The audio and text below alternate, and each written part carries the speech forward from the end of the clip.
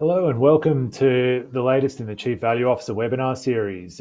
Today, we're going to be discussing value drivers in an organisation and what are the levers that you can actually pull. To start with, I would like to acknowledge the traditional custodians of country throughout Australia and their connections to land, sea and community. We pay our respect to the elders past and present and extend our respect to all Aboriginal and Torres Strait Islander peoples. A little bit of housekeeping today. In the webinar, you can submit the questions in the questions tab. You can also, if you've got any technical difficulties, please go to support.goto.com/webinar. In the follow-up, after the webinar, you'll receive a follow-up email containing the presentation slides, a link to the webinar recording, access to other webinars in this series, and the speaker contact details here as well. You can see on the right side of the screen there, we've just got where the automatically mute button, where questions, technical support, etc. All right. Now on to our speakers for today. So starting off, we've got Joey Lin. Joey's a seasoned finance executive with 22 plus years of experience gained in Fortune 500 companies, listed Big Four accounting firms, family offices, and ESG startups. He currently runs his own practice and serves as interim CFO of SunCable Energy, specializing in M&A and process systems optimization. When I read that, I think, Joey, is there anything that you actually haven't done in the finance area? Is there? Oh, there's always stuff I haven't done, right? There's always new things we can learn. Excellent. We've also got Daniel Chu, who is the head of finance systems at the University of New South Wales. As the head of finance systems previously at UTS and now at University of New South Wales, Dan has been involved in digital and finance transformation, automation and project delivery with a passion for leveraging emerging technology, design thinking, process improvement, and team delivery for customer solutions. Additionally, he brings a unique perspective from his background, combining consulting, financial services, and the resource sector, with a superpower in connecting people and building partnerships that benefit all parties, that include industry vendors, startups, academia, and student interns to bring multidisciplinary perspective to crafting business solutions for providing value from the Office of Finance. And I've experienced this with Dan before. The amount of times that I've been at a session and met Dan, he's either brought an intern along to meet with us, or we're standing there at a session and all of a sudden he comes up and says, Nick, you've got to meet this person. It's amazing. How do you get that ability, Dan? I think they're all on the campus right here with us. So there's Gen Z talent pipeline waiting for intern opportunities, and they would love to get that from finance professionals. That's brilliant. Sorry, I accidentally clicked and jumped ahead on that slide. So today, what we're actually discussing is value and the idea of the value drivers within an organization. Where we wanted to start, or what I wanted to start with, was effectively asking both of you guys what defining value, and is it specific or individual to each stakeholder in an organization? So when I think about value, we're thinking about, and value drivers, we're thinking about sort of value from what's driving value within the organization, and it's got to come from what is value. So I might start with Dan, with your perspective on defining value. So Nick, when I see value, it's a benefit derived from either a product, service, or process, and I see it as individual to each stakeholder, because you're talking about different stakeholders being customers, employees, investors, the community. And if I look at the actual university perspective, community focus is a really large part of who we are, because we are a non-for-profit. And so what is our purpose? It's teaching students so they can then move into their professional or chosen careers. Research and development, that changes the world. So we get research grants and the creations that we do. And one example that probably speaks to Joey from SunCable is UNSW created the technology that forms the basis of solar panels and solar power around the world. And then also creating social impact, given that we're high on trust with the community. sustainability, recycling. We've got a lot of bodies that are doing great research and trying to get that through. And finally, later I'll talk about entrepreneurship through UNSW founders. That's awesome. That's really cool. Joey, your take on value, defining it. So, what I see value is beauty is in the eye of the beholder, and the value is in the eye of the stakeholder. And value is very multifaceted, right? And it's very stakeholder specific, right? Investors cares about financial returns, and communities will value their environmental protection and local jobs. And so and employees wanted good pay and career opportunity, right? So it's like a balancing act. So I'm in renewable energy space, but for example, if you think about a mining company, right, it might have a very high paying jobs, those FIFO jobs, but communities potentially might oppose because of environmental concerns, right? Because there's potentially negative value for some community members. So value, my view, it's in the eye of the stakeholder, and you as an organization, there's a lot of stakeholders you have to balance. Yeah. No, and that's really useful. I think basically what we're trying to say here is it comes down to the individual stakeholders within organizations. Ultimately, who are we actually serving and who are we providing value to, and how does that flow through? What I wanted to do was flash up the model of value that was within the Chief Value Officer report, which helps to define, how value is actually flowing to different stakeholders and the recipients of value within the within an organization. I really like this graph and this table. Actually, Dan emailed it back to me the other day, and I thought it was brilliant to put into the conversation here, because I think it's really important to understand, what the enablers of value are, who the recipients are, but also how we convert and drive that value towards those recipients. And I think this is where we want to talk about, how do we measure and maintain value? So I thought that was a really good element, because ultimately, how do we understand value? How do you identify the individual stakeholders you're talking about? And then how do you best understand what is value to them? That's the second question I think we're sort of touching upon here.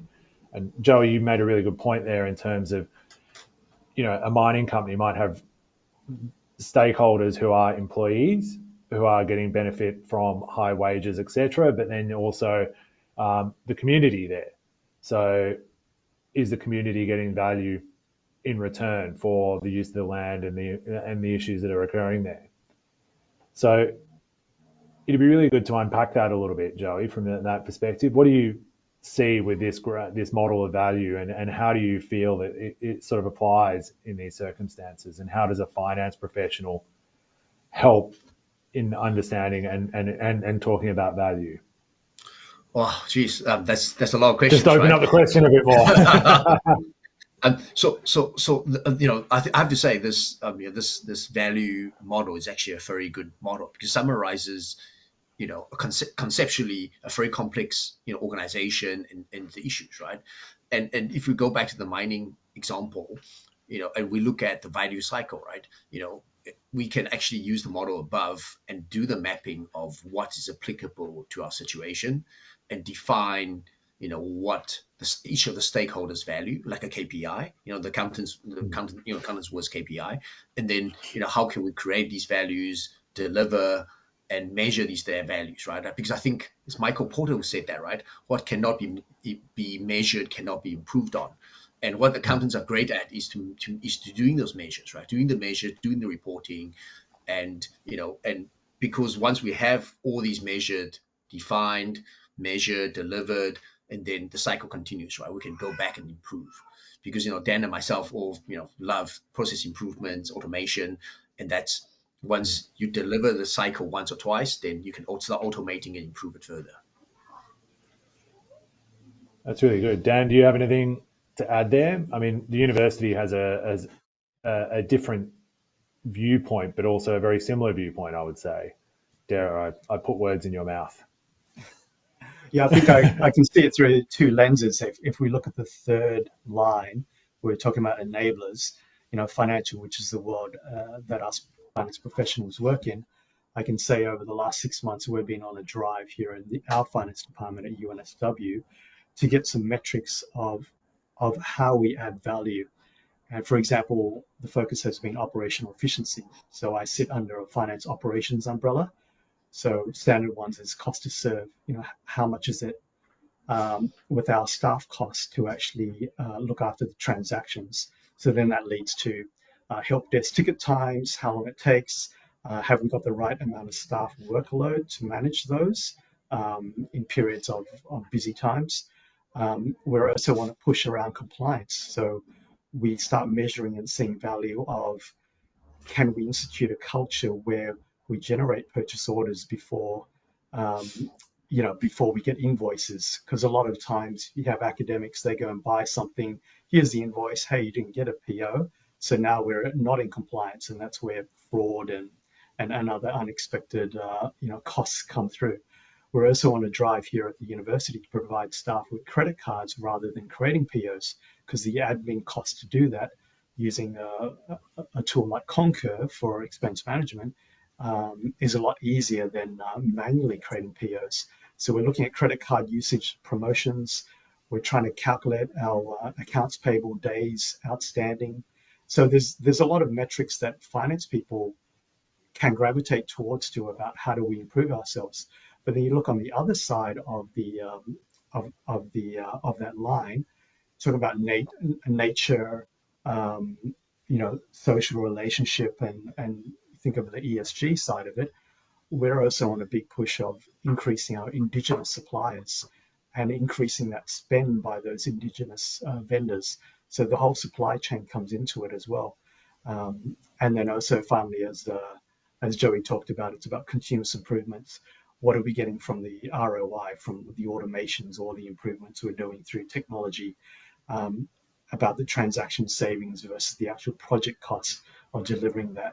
So it goes through a lens of, I think finance is a real hard savings, tangible, and then you've got the intangibles that we also want to derive value, which isn't so easy to calculate. I think that's a really interesting point, and I'm gonna challenge you a little bit there on intangible versus the hard savings, because you're actually dealing with what you talked about. The comment you made about a professor going out and buying something and then going and getting the PO. The professor doesn't value the PO or the process. They value the item that they're purchasing. And I think there's a value in, there's a driver in saying, okay, well, and what you're talking about, going to credit cards, etc., you're actually reversing so that you can put more control in place and allow that professor to achieve their value, but also getting what you need out of them, as opposed to the old. I mean, the amount of companies that we've walked into where their POs are always matching their invoices because they're always done after the fact, and we say, well, what's the point of having a PO system if it's always done after the fact? It's not. There's no value there. So I think it's really interesting. You've actually struck an intangible there as a finance team to say, well, how do we actually create value for the professors whilst also creating value for ourselves? Because value for you guys is also that control environment. And to your point, Nick, I feel that applying, and it's not typical in finance, it comes more from a design perspective, human-centered design, UX research, the user experience, customer experience.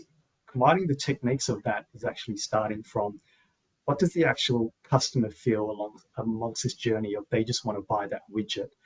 How do we map that across the value chain, and how can finance then put processes, procedures, technology, data reporting that to satisfy them, but as well as give us our control around risk compliance and really a better system, because at the end, no one wants to be doing manual reconciliations. So I think if we look at both the customer value, as we're talking about, and how that fits in with our processes, there's always room for improvement. Absolutely. I think that's really important to understand that those drivers for people, and each individual will have their own driver. And I think finance, sometimes we can get caught in pushing our needs onto other people. So I think that PO process for the professors, we're actually pushing our need onto the professors as opposed to what you guys are doing, which is turning it around and going, well, how do I get the professors to fall into a control environment? I've worked in with a lot of finance teams in big hospitality groups, and getting a chef to actually issue a purchase order is next to impossible. So why would you bother? How do we create a control environment that the chefs can operate in? They're probably just as bad as professors. You can tell me otherwise. No surprise. Yes. Yeah, yeah. I'm just going to stop sharing my screen because I don't like being that slide heavy, and just continue the conversation. So further that piece of the conversation, looking at the drivers of value in an organization, what role do you think finance and reporting can play in driving value, Joey? I think we mentioned this earlier, right? Mm, Finance does a lot of reporting, and reportings are essential because, go back to the slide earlier mentioned about data, right? Because yeah, finance is one of the earliest collectors of data, right? Because, payments, the reporting, and the compliance, statutory reports. So finance collects a lot of data, and mostly we collect finance data, but yeah, operational data actually get captured along the way, right? For example, payroll got FTE numbers, right? Headcount to help you calculate your cost to serve, and so yeah, finance sort of logistically became sort of a data warehouse, right? People, finance collects a lot of data along the way, and in as the organization get more complicated, get bigger, we actually collect a lot of data, and this data has a lot of value, and we can actually finance can provide a lot of these data driven insights, and looking at operational data and its financial implications, and it actually support the organization making good decisions, right? Strategic or tactical decisions. And tracking these KPIs is important because, as I mentioned earlier, right, you have to measure a KPI in order to improve your business. So there's a improvement mm, loop, because often I see organizations collect data, don't use it, or don't bother even with a KPI, and then the business processes sort of get don't get improved. So, for example, back to our PO, right? Not just chefs, not just academics, engineers. A lot of people don't. Everyone don't like POs. Nobody likes POs. I don't know anyone. Even sometimes I don't like POs because I have to generate POs at times. But it's a control. It makes yeah, sure. I was talking to a friend who's a listed company's chief procurement officer. He also have the same issue, right? People don't want to do POs, but PO is a way to manage risk, especially bigger projects, right? For example, yeah, we work on big projects, and we get billed multiple times, not just one single invoice like academic buys a computer in the early example, right? But multiple items. And in order for us to make sure there's control in place, it's pre-approved, we have to have a PO.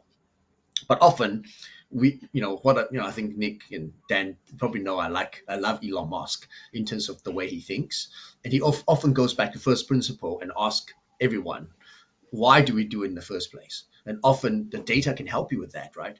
Because we can look at historical data and say, do we actually need to do this in the first place? How often error happens and stuff? If not, then maybe we don't need the PO, and maybe for certain processes we can have exemption for that. We don't have to do POs, but in order to make good decisions, we have to have data in the first place. So going back to that, we probably need to collect data in the first place.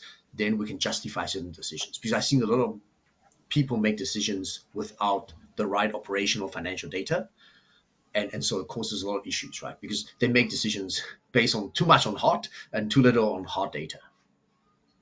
I think that's a really good point, and I think what we've landed on in one of our earlier chief value officer webinars, we actually talked about the finance team becoming sort of the data center as well, because we're, as you said, it's one of the core places where data starts.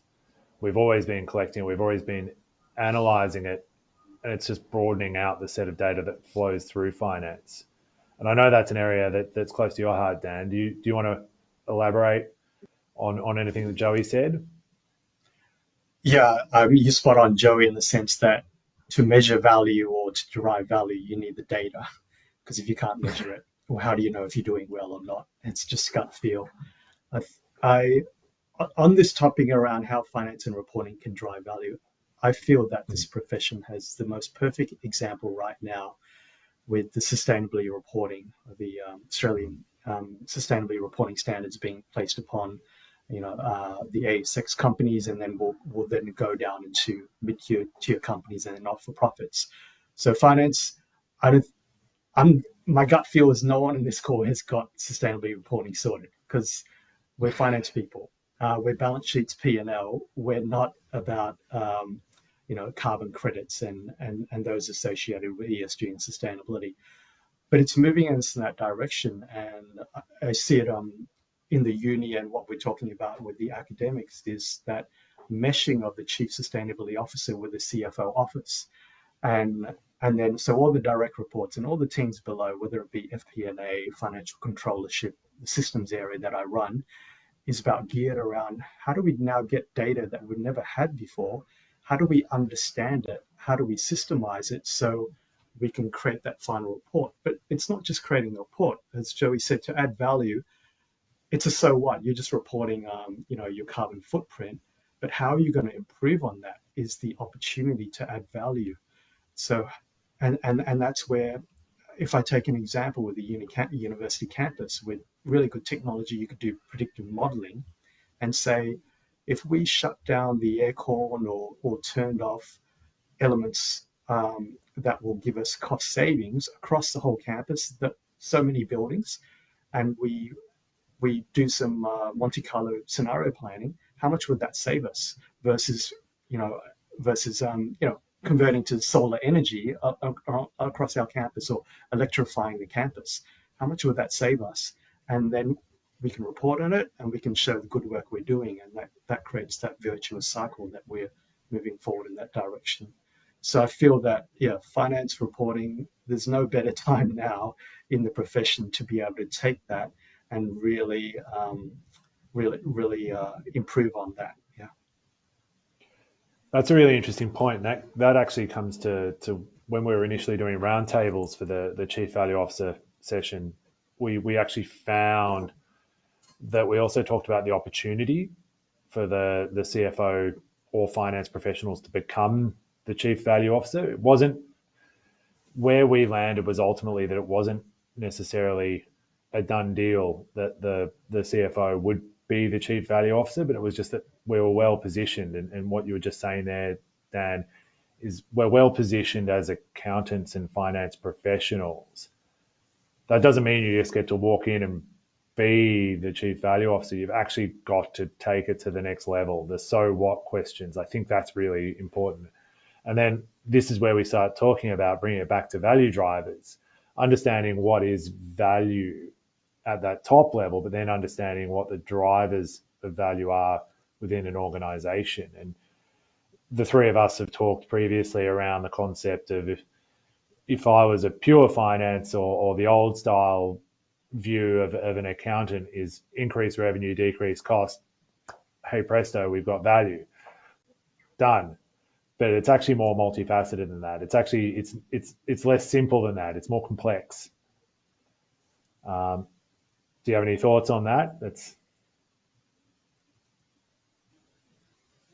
Why don't you go first, Joey? Yeah.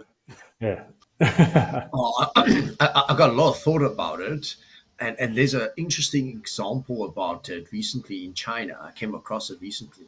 It's a supermarket chain, and that supermarket chain is famous for its customer service. So you can and apparently the owner of the supermarket fired its head of pharmacy because they were making too much money. So basically, at some of their products, they tell you what their cost is and what's their margin, and if someone complains, they will basically reimburse. And that happened recently when some of their products not up to quality, they reimburse all the customers, and that's basically building a social license or brand, right? And these things are difficult to measure, but this company has become so successful. Even other supermarket chains basically goes to the supermarket company and ask for advice. And so these sometimes they're levers that you can pull beyond just finance, because if you think it's traditional accounting, they say, hey, just cut costs, right? But there are things you can boost the business beyond just cost. For example, if you go, if you have a great customer experience or good quality. So the supermarket I mentioned earlier has um, it's just good quality and great customer service, and they also pay the employee better than the industry.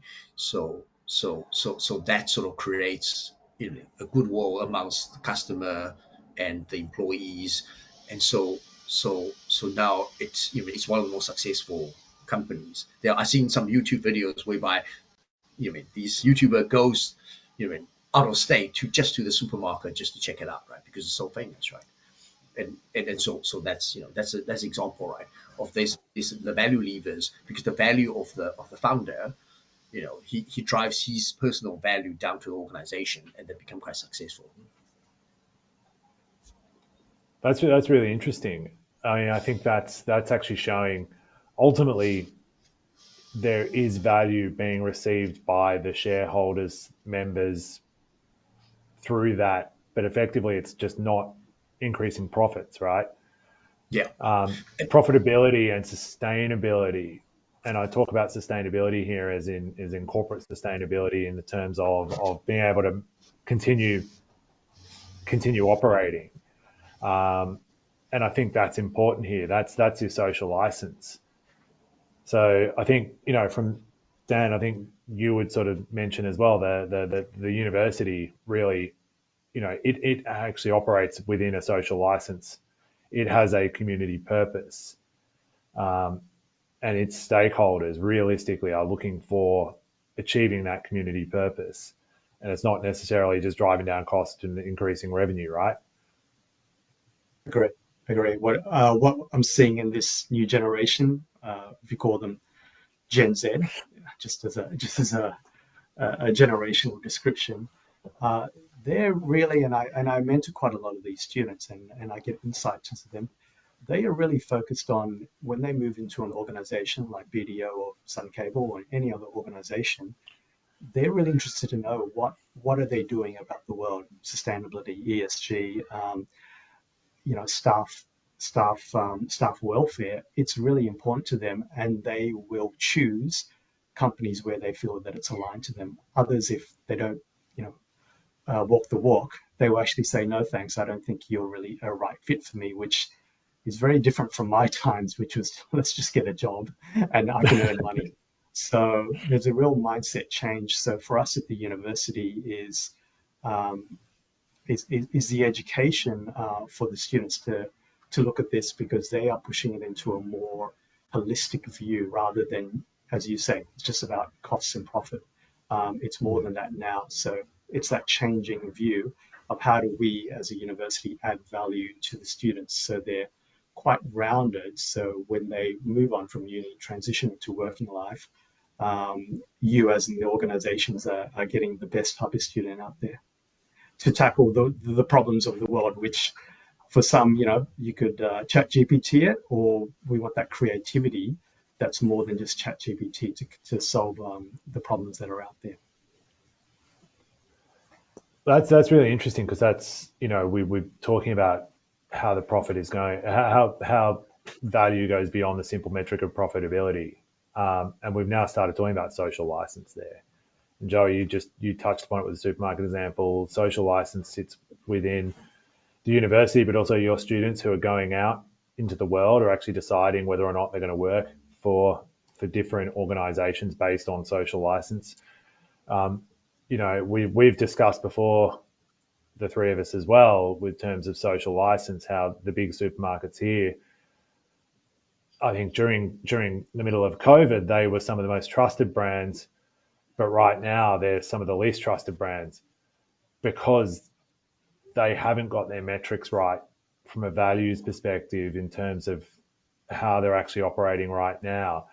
It'd be really interesting, Joey, if they started publishing their costs plus what their margin is. I wonder what that would do right now for a lot of people. And to be fair, it might actually open up a couple of eyes to show that some of their products are probably sold at a loss. Um, but they're loss leaders to get people in the door, right? But making that informed decision if I bring it back to how we can talk about it from a finance perspective, it'd be the finance people actually saying, if you sell milk at a loss, for instance, but that brings in the shoppers to buy a dozen other items where we can make the profit off it. I think that's really important. What do you think about social license, Joey? I mean, you've touched upon it with the supermarket in China, but it'd be good to understand sort of diving into social license and what that as a driver is to value. Yeah, so interesting thing, I was just going to refer to example in Yeah. renewable energy. And so, for example, recently, offshore wind farms in Australia currently faces significant delays and protests, right, due to Mm. community environmental concerns. The whales, seagulls, and highlighting, this is quite important, right? Social license, because recently even our prime minister got heckled by people complaining about offshore wind farms, and so social license is important, right? Because without it, your communities and other stakeholders is going to demand some kind of response. They want a responsible and sustainable operation, right? But not sort of appease to their concerns or their values.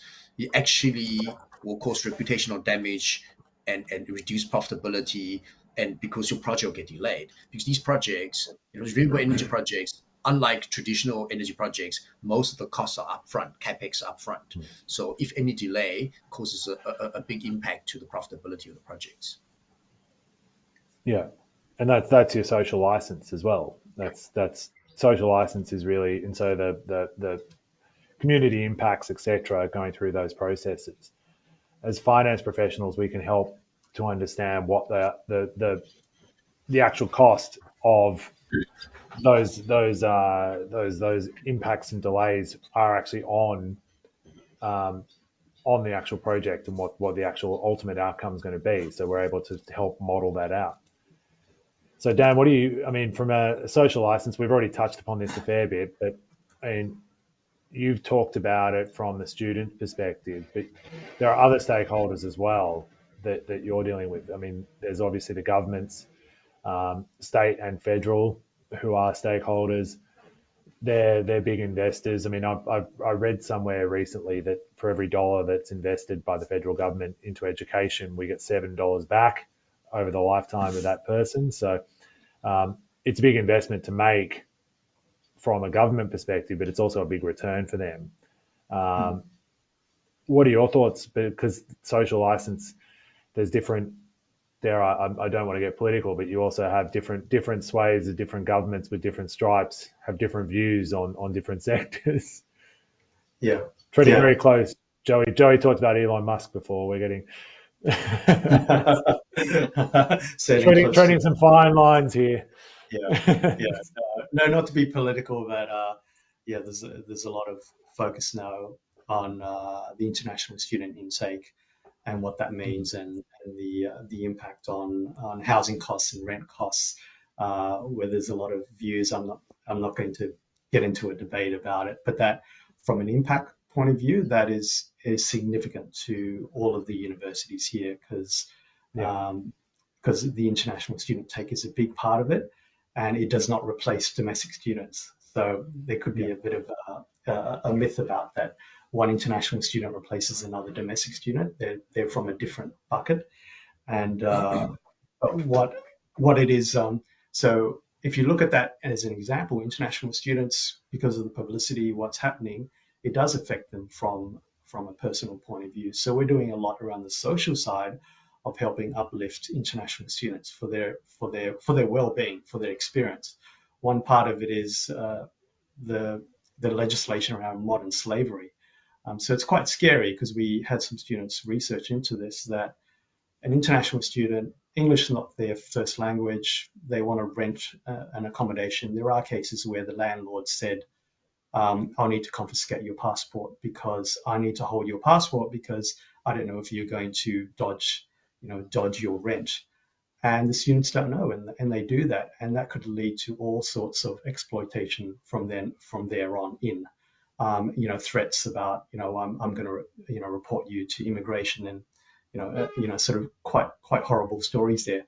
So it's incumbent on us. How do we how do we educate the students? How do we have programs so they know their rights, and also to come to us if they feel that they're in problems, and it's okay to do that. It's not shameful. So we're going through that as an example on the social side. So it does actually impact people in a very, very large way. On the governance side, all universities, unfortunately, historical underpayments of casual academics and staff. So every single uni is going through that journey of making sure our systems, our processes, our policies are up to scratch. So we no longer do those, and that's a Fair Work Australia undertaking. So for us, there's a governance factor in there, and then finally on environmental, UNSW celebrated its first building that was totally electrified. So it replaced gas with electricity, and Joey, it's using solar energy to help power that. So that was a big win on this journey to electrify more around the campus. And for that building, to give context, it's equivalent of going to Sydney to Melbourne on a trip 550 times in a diesel car. So it's taken those CO2 emissions out of the out of action. And I think it's really important to bring this all back. This all creates value. These are all value drivers for the society. It's all value towards the people who are coming to the university. It's value to customers, as Joey sort of talked about it. I think it's really important to understand. Joey did touch upon this, Dan's touched upon this, but I think it's really important to think about it from the perspective of, whilst I was saying that we had the old thing of increase revenue, decrease costs, and bang, we've increased profit. Profit is a driver, and it's an important driver for the sustainability of the organization. The university may be a not-for-profit, but it can't run at a loss forever. SunCable, Joey, is, as my understanding, correct me if I'm wrong here, is a more a for-purpose enterprise rather than a necessarily completely profit-driven organization. However, having said that, it still needs to make a profit to stay in business. So I think it's really important to understand that all these little elements come together from value drivers to actually drive. There is profitability in this, but it's kind of a result of everything that we're sort of discussing. For you, Dan, in thinking about how to drive value in your organization, what are some of your key considerations you might have? And ultimately, coming back to that, value for the University of New South Wales is different to what drives profit for a business, but at the same time, as we sort of talked about, there is that sustainability element from a profit perspective. I mean, you can't make a profit, but you also can't make a loss. Yep, exactly. Yep. Yeah, the government's not going to keep on dipping into its pocket for you. Is probably where we're going. Yeah. Yeah, well, in the finance department, that lens of operational efficiency, we see it as every dollar savings that we can get eking through improvements. That can be money that's dedicated towards student education, to the research area, or to social impact. So we're really quite mindful that it's not a blank check that we've got here. In terms of the uni, what is important is there's a lot of rankings out there. UNSW is very, very proud to be number 19 in the QS World Rankings, and that's 19th out of 1,503 institutions. So doing pretty well there. But that confers a market view and a desirability for students to join our institution, whether they be domestic or international, around the high quality education and research. So there's a value there in the rankings, and it's circular. Around student success, it just got voted by Australian Financial Review most employable university. So students, when they move on, they actually get jobs, and good jobs, for the 6th consecutive year in the running. And then also on the sustainability part, this year we're launching a Bachelor of Commerce in Sustainability. So that's bringing the business school and others together for a curated degree. So then, customers like BDO, if you're looking to build your sustainability practice, you'll have students, trained in that to then come into your consulting work. In the community impact, that same ranking table, we were ranked third globally for social impact, and a big part of it is increasing intake on low socioeconomic status areas. So in Sydney, the southwest areas is a real target. How do we increase the opportunities for those likely migrant communities where no one's gone to university? How do we build that bridge to allow their first son or daughter to take that opportunity? And then I touched on it before. UNSW Founders, which has won the Asia Pacific Award for Best Entrepreneurial Program of a uni, we engage students this generation around startup programs, promoting entrepreneurship, because they're born digital. They know AI, they know ChatGPT, they're on social media all the time. They've got skills that us three and most people on the call being experienced haven't grown up with. So they have this opportunity, and we want to nurture that through guidance, through coaching, through programs, and actually giving seed money to that as well. So those are some of the areas where it touches us, and all those are providing value. And then, as we talked about, measuring it by numbers, by impact, by dollars saved, by dollars provided in donations. That's how we can justify the good work that we do. That's really good, and that's you in finance and the finance team actually coming together and saying, well, we can actually measure this impact, and then we can drive further results off the back of this as well. And again, if I use the word sustainability interchangeably here, but it's actually financial sustainability. Again, you can't make a loss, but you can create some cash reserves, which are going to help, going forward as well. But it's effectively, I think it's a really good thing for finance professionals in particular to think broadly. We're talking to you as a finance professional, but the amount of knowledge you clearly have about everything the university is doing across many different areas, we haven't talked about a balance sheet here at all. We haven't talked about the profit and loss. We haven't talked about any of those elements. You're touching all these other areas that you could almost say is non-traditional finance. Would that be a fair sort of call? But you've recognized as a finance professional, this is valuable. I agree. We still do a P&L, balance sheet. That's our core function. But it's adding these other elements so we as a finance function can add value, insights to our faculties and divisions on the investment decisions or the cost-cutting decisions that they want to make, which is really important to empower our finance business partners to understand that and have those conversations out there. That we know that ChatGPT could do a little bit, but it's those people-to-people conversations and really dig down where those opportunities are. Yeah, absolutely. Now for you, Joey, it's a little bit of a different situation to Dan. And we sort of talked about it before, being a purpose-driven organisation. And you can correct me if I'm wrong there. Your investors and shareholders may get cranky at me for that. But what are the different drivers or the different situation that you find yourself in, or is it really similar? So SunCable, right? It's a purpose-driven and a profit-driven organization, right? Our shareholders' purpose is to accelerate the transition to clean energy. They want to share the abundant sunshine in Northern Territory with the world, right? And profitability is essential because, in order to achieve that purpose, you have to stand up a billion-dollar project, multi-billion-dollar project, right? And without profitability, that can't happen, right? And profitability and funding, enables investments in other projects and expand our impact, right? And attract further investments, right?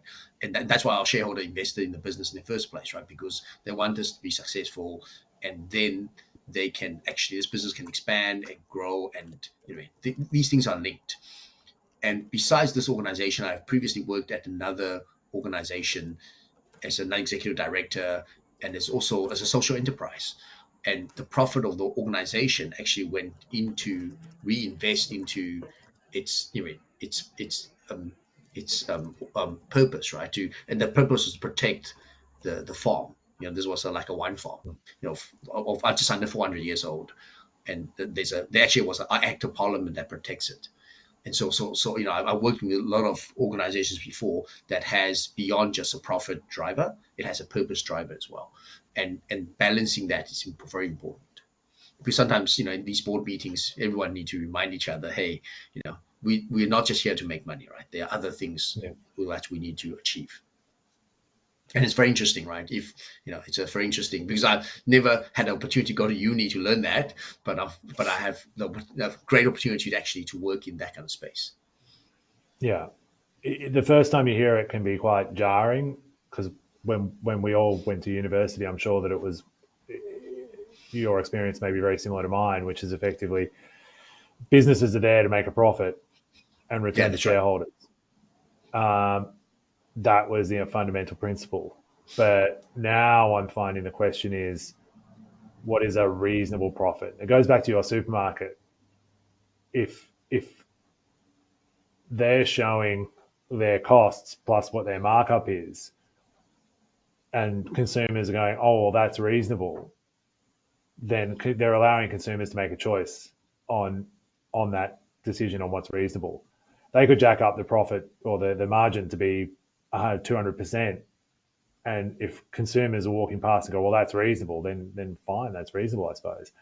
But I doubt that would fly as being reasonable.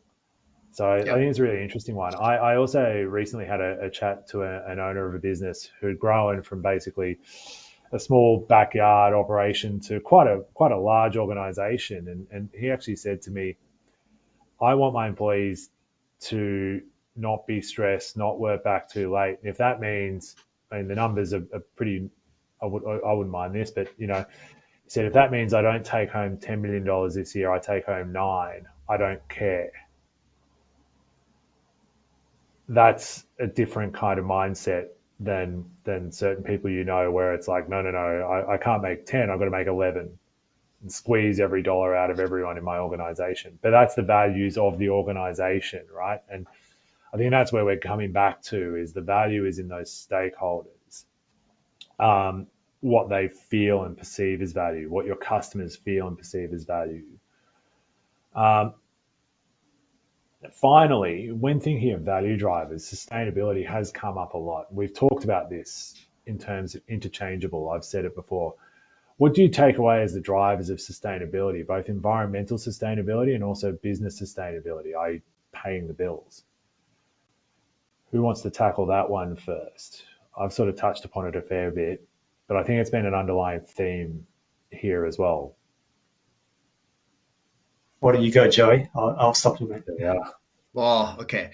So, like, so financial sustainability, right, is about long-term viability of a business, right? And profit is just one element of the financial sustainability. Because if you make money, great, the business should be able to operate. But then, going back to social license, right? If the business makes profit in the meantime, but doesn't have social license, long term, this business actually will fail, right? So sustainability, again, to balance, right? The balancing all the stakeholders, and then it'll make the business viable in the long term, right? And I think a lot of finance people think, going back to when we study at uni, they always prioritize shareholders' profit. But the thing is, sometimes shareholders' profit implies polluting the environment, then potentially your business will go out of business quite quickly, right? And so environmental sustainability, it's important. If we destroy our planet, there is no environmental sustainability, right? And the other day I was looking at something about Japan, and apparently Japan has some of the oldest companies in the world, right? Apparently, I think the oldest is like 1,000 years old, some kind of onsen. I think it's onsen hotel, I think. And some of the Japanese businesses are thinking that kind of long term, right? And that kind of thinking can apply to us, right? Environmental sustainability help us protect the planet, reduce emissions. And the thing is, if, for example, if a company invests in energy efficiency, right, it will reduce costs and environmental footprint, right? So it actually will benefit environmental and business sustainability at the same time, right? And the same thing with operational efficiency, right? If everyone's time is less wasted, actually everyone will be more effective, right? Doing their job or can do more and actually contribute more, right? So business activities, I see it as also contributing to the environment. You know what I mean? Contributing to improving the environment, right? Because if our cost to serve gets smaller, we'll waste less. Because often I see Yeah. organizations sometimes have a lot of wastage, like food or like waste in stuff, and that's sort of bothers me. But because if we efficient, effective, we're actually good for the environment. So cost sometimes is aligned to environment. That's my view, That's a and really contributes to sustainability. well. It's a really interesting one because when you're talking about that efficiency, etc., efficiency and cost actually sort of do go hand in hand, right? My brother, when he started working, was a brewer, but he was an engineer by trade, and effectively he looked at the big brewery where he was working, and in brewing you've got two different systems need to run. You've got heating and cooling. And this brewery had a heating tower and a cooling tower, both of them using enormous amounts of electricity. But the byproduct of heating is cooling, and the byproduct of cooling is heating. So he realized that with the heat exchanger, you could just have one of those towers. And this is before mandatory sustainability reporting. This is before any of this was a big, you know, issue. He basically took it. The finance guys crunched the numbers, and they were like, "Well, we can save 50% of our power costs, so this is worth it straight away." So it was a sustainability win from a carbon perspective, but it was actually also a profitability win for the brewery. So I think it's really interesting that you know sustainability and the further sustainability, if you think about it from a profit sustainability perspective, is you've got less maintenance costs, you've got less power costs going in on an overall basis, etc., to the one tower versus having two. So I think that's a really interesting point. That you just reminded me of that when you were talking about it. Dan, what's your view on those drivers of sustainability in both senses of the word? I think. Oh, you're on mute. Okay, something you touched on before, Nick, when we say, as finance professionals, it's conditioned in our head. What's the Yeah, goal? Is to maximize shareholder value. I think while not official, it's extended more. It's to actually provide the value to our stakeholders, and that's yeah, not just the shareholders, as Joey's talking about, as you were talking about. Who are they? It's the environment, it's nature-based solutions, it's the social impact, the governance impact. So I think that's becoming a lot more holistic now. Maybe not showing on the balance sheets, but it's that holistic thinking that everyone's looking at now. And last year we had Betsy Stevenson, who's an economist from the University of Michigan. She led an AGSM event in Sydney around thinking like an economist, because economics 101, it's about asset allocation, it's about cost benefit. So you can still look through that lens of saying the decisions we make from a very holistic way. It's not just the dollar cost, profit, and savings, as well as you said, that that hypothetical example of saving $1 million off someone's salary that could be pumped into to doing good. I feel that you're going to see a lot more of those decisions being made nowadays of business decisions based on those scenarios. An yeah, example would be so many people petrified about Gen AI and AI, will it take their jobs? It's legitimate. And as organizations, how do we help them in that transition? There's a lot of, so the good ones are training people and doing prompt engineering, or learning to not be scared of AI, but it's also leading to new opportunities in terms of where their roles could move to. Last term, I commissioned a student project to look at the two hottest areas. How can AI help with sustainability? And their total outcomes were it could help with compiling the data from different sources, looking at predictive modeling, and then also creating your first draft with Gen AI of your sustainability report. So that's something we're going to look at of how we can make that a reality. It gives our teams opportunities to use AI and also get our sustainability reporting requirements done. So we can be quite creative in taking different areas of achieving what our job remit is, but also adding value in that way. I think that's really interesting. I think a driver, we've now touched upon on AI. That's another area that's massive and probably deserves its own whole session. But that's another driver ultimately. And I've seen a lot of people start to talk now where they've dropped out. No, AI is not going to take your job. They say the conversations are now moving on to, I don't know. But what we do know is that you're going to have to use it and you have to get good at it. And what you talked about, prompt engineering, you have to understand how to utilize it to make yourself more efficient. Those efficiencies are going to be valuable. There's a whole virtuous cycle there. Just aware of the time, so we've only got a couple of minutes left. This has been a really, really good discussion. Thank you both for joining us. I do really appreciate it. Just to wrap things up, I might throw to each of you to plug where people can find you if you want to be found. That is, I know that Dan, you're out speaking a fair bit. You also publish a lot on LinkedIn. Same with Joey. So Dan, do you want to let us know what you're up to, where people can find you? As I said, if you want to be found. I put it into the chat window if you can access it. There is a World Finance Forum on Friday. I'll be the co-chair as well as speaking at the first session topic as a panel speaker. So if you're interested in that, have a look at there. I do have probably a few free tickets. So look me up on LinkedIn and I'll see if I can get that for you if you have no plans on Thursday. Outside of that, the university is doing a lot in terms of events. So if you're interested in events, in-people events as well, hit me up and can share with you some of those opportunities. Thank you. I'm gonna plug the World Finance Forum. They don't let people like me go, so you won't get bothered by professional services consultants. But the university has done some great events that I've been to recently as well. So, and I know that the university is always looking for business partners with good ideas. Like Dan said, there's some really good opportunities to utilize the university for learning and also for collaboration. Joey, I know you're a prolific writer on LinkedIn. Yes, but it depends on my work schedule, right? If my work's been hectic, so I got some good ideas, but I haven't had a chance to write them.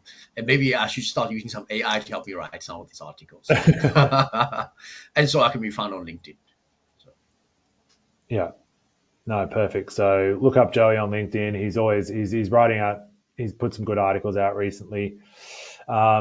Also, obviously, in the introduction, we talked about Joey right now runs his own practice, is an interim CFO. So also always looking to, I think you're always happy to mentor people and have a conversation. Same with Dan. I'm pretty sure I'm throwing both of you under the bus there.